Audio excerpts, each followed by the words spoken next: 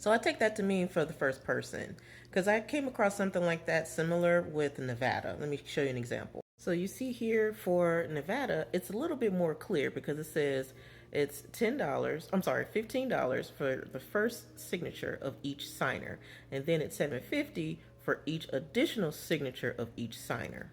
So I interpreted it the same way for Texas because even though it's a little bit more vague, it does say for the first signature, and then it says for each additional signature.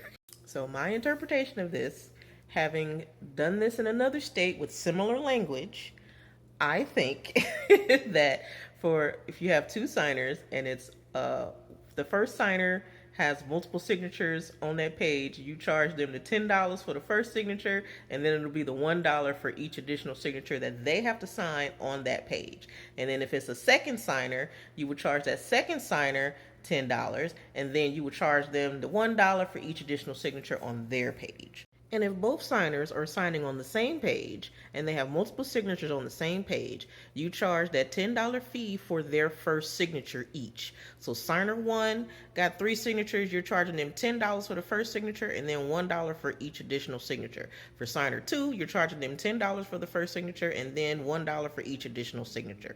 So I hope that makes sense. If that is not correct, I'm pretty sure someone will come in and correct me because I'm new to Texas, but that's just my understanding of the way the law is written. It's very vague.